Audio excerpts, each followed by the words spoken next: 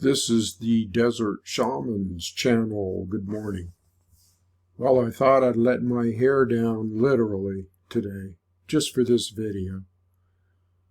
Since it's about the 60s and about hippies and bands and stuff like that. So I was kind of looking through Amazon for something to watch.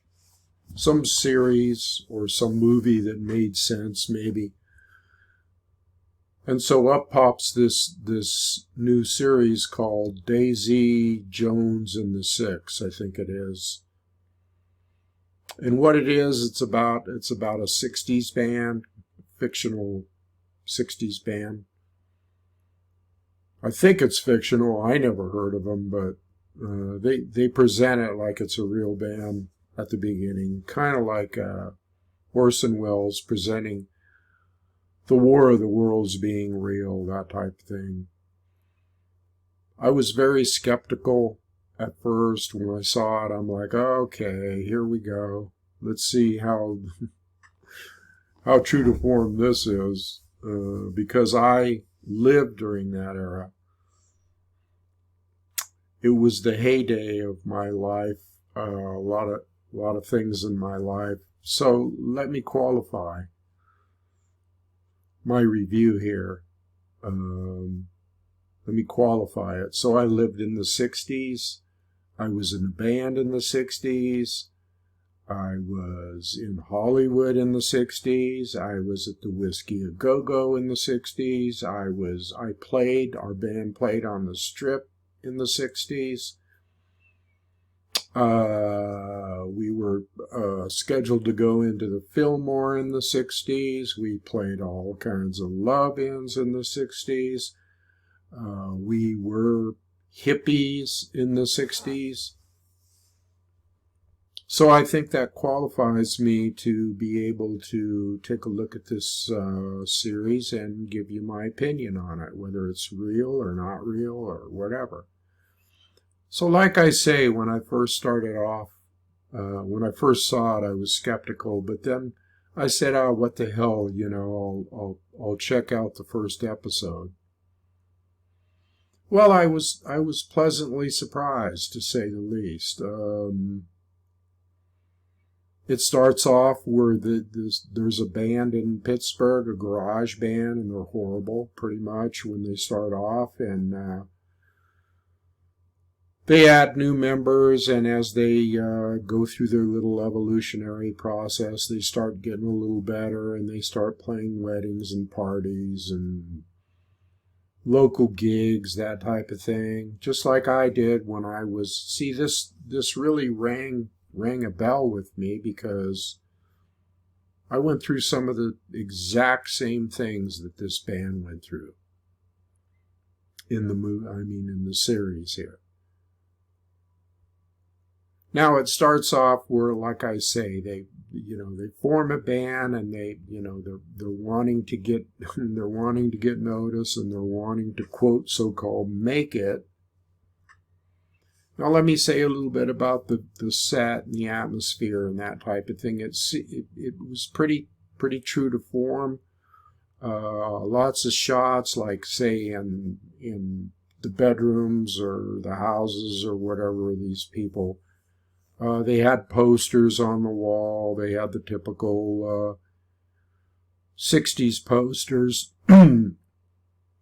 psychedelic posters. They had they were interspersing music in there from the 60s. Some of the songs, Incense and Peppermint, and maybe some Doors songs and some other songs, some soul songs from the 60s. They would interject from time to time, and which gave it an air of authenticity.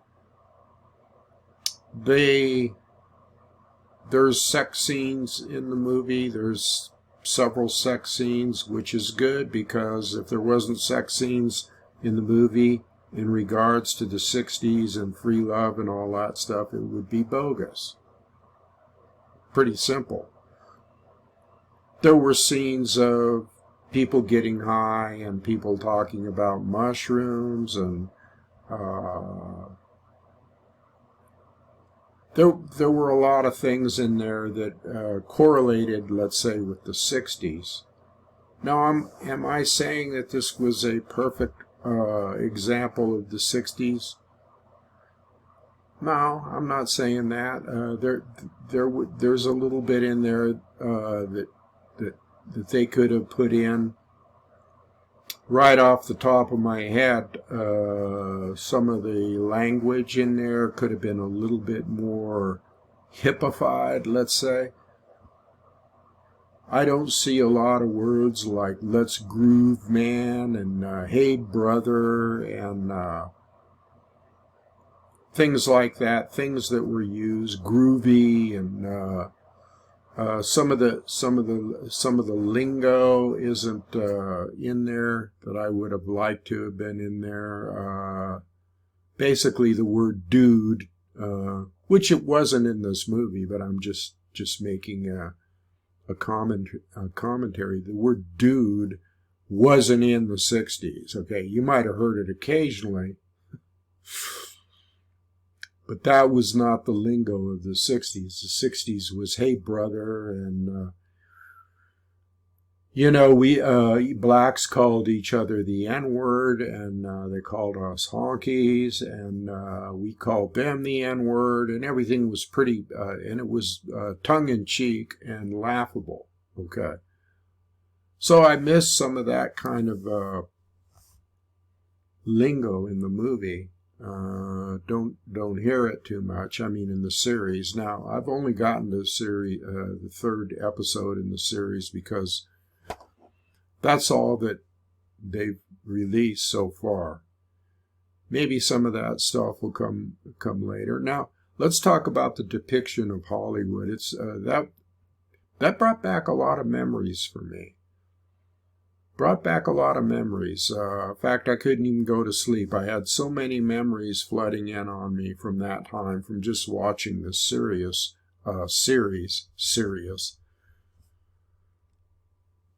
I had so many memories flooding in that I could hardly go to sleep. I mean, it triggered all kinds of things that happened to me.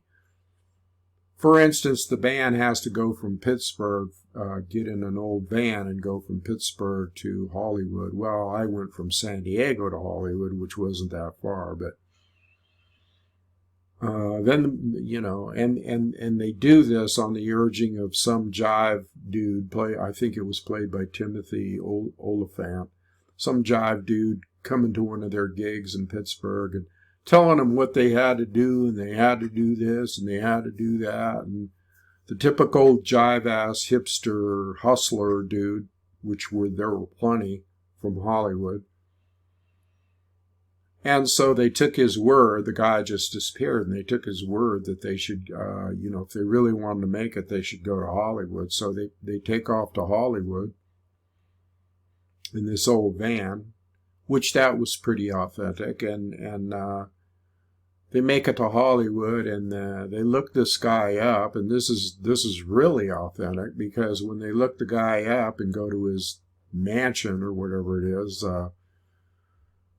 he opens the door, and he's kind of partying. He's kind of half naked down to his waist, and he's got people in the background running around, and a girl or something. And he looks at these people that are knocking at his door like they're strangers, or who the fuck are you? Why are you bothering me? Okay, and this is the same guy that told him to come there. So they finally weaseled their way into his house. He was very not wanting to let him in at all, but he let him in, and I don't want to ruin the series for you, so I'll just touch on certain things that I think are realistic. And he gets him a gig. They thought they were going to go right into the Whiskey A Go-Go, which is one of the biggest places. Let me show you a little picture here of the Whiskey. Show you a quick shot of the Whiskey A Go-Go. Pretty small place, But in the series, they replicated it. It might still be there for all I know. The famous Whiskey A Go Go, and in the inside they had they actually had it down to a T into the inside as well. So I'm thinking it might even still be there. So anyway, this guy says, "What are you, crazy?" Nobody goes right into the whiskey, and they wanted to get an interview with a record producer and all this. He goes, "What are you, crazy?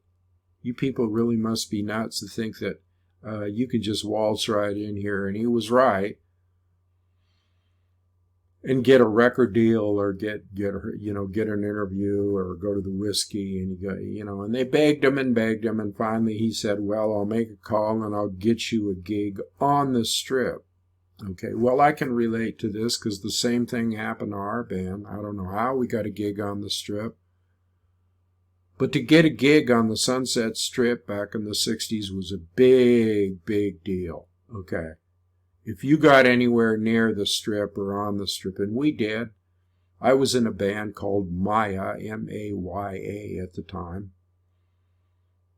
Big following, huge following. We played a lot of love-ins. So anyway, I digress. But so they get a gig at this place called Filthy McNasty's on the Strip. Now, I don't know if that's a real place or if it's a fictitious place that they made up for this, but it reminded me very much of the place that we went in, my band. There's a lot of parallels here. We played at a place, and I'll show you a picture right now. This is a picture of the Sea Witch, okay, and it was taken back. It could have just as easily had our name on here. Maya. But this was taken obviously at a little bit different date than when I played there. But this is the Sea Witch on the Sunset Strip with the people all gathering to get in. And right next door was a famous place called Dino's, which was named after Dean Martin.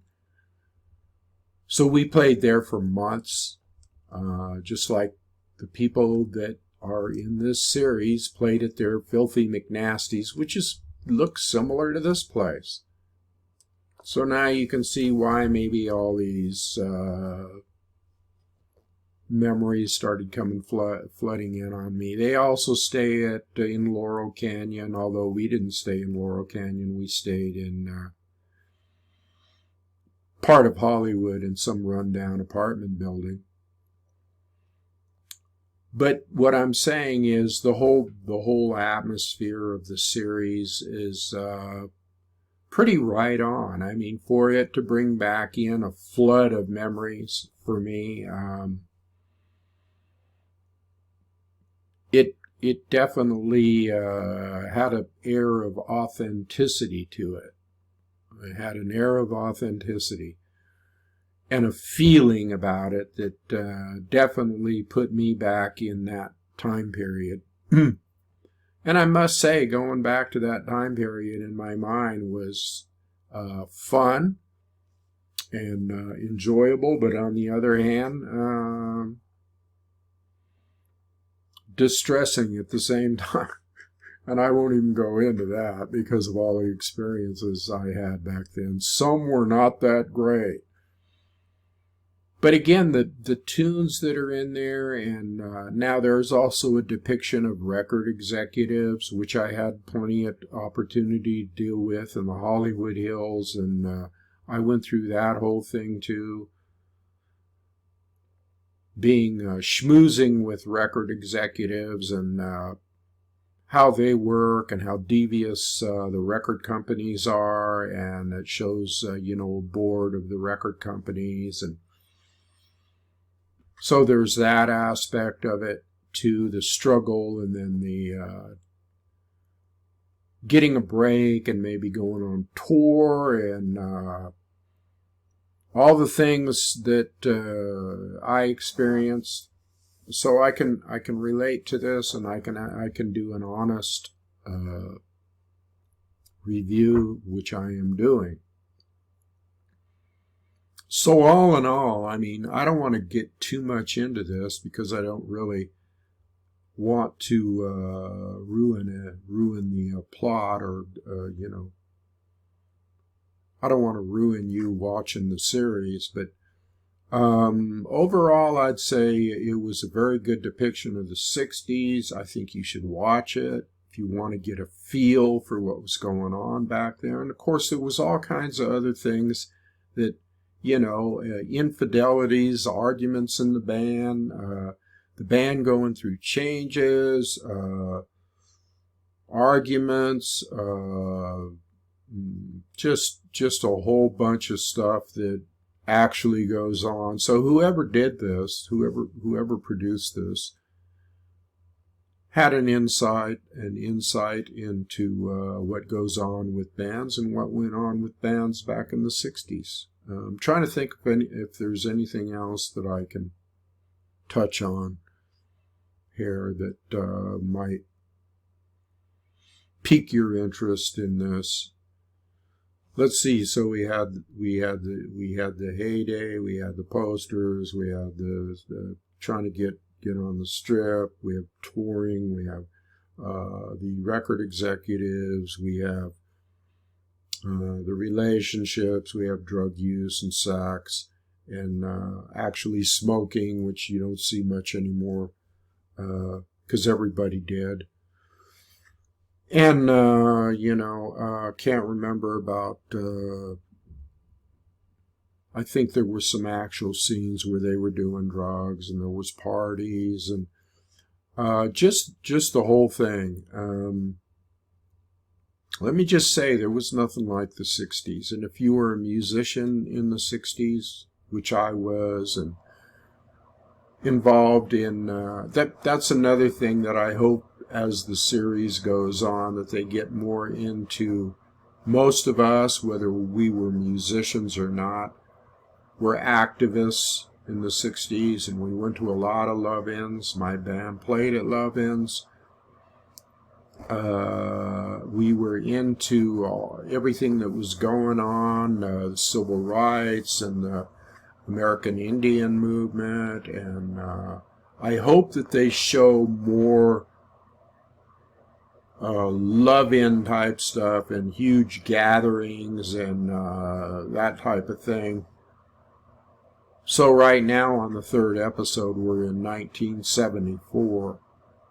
I hope that they show a little bit more, and I might do an update later on in regards to this.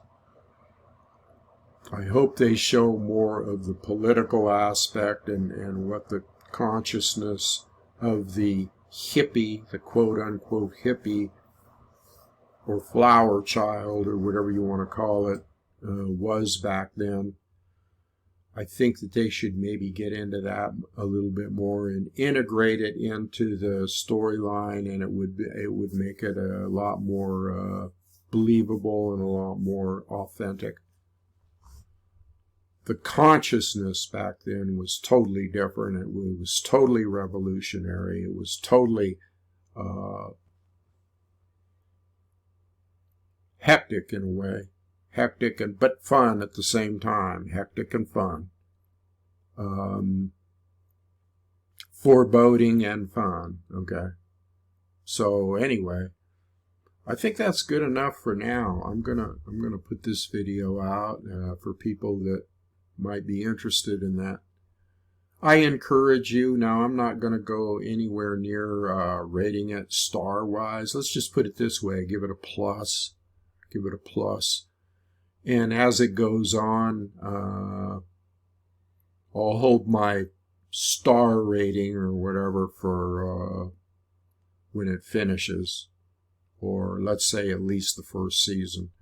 So anyway, I recommend this. I recommend this series, and I recommend that you watch it and get a feel for what bands in the 60s went through, trying to quote unquote make it. All right, I'll leave it there, brother. I'll leave it there. Let's groove on this later. Adios.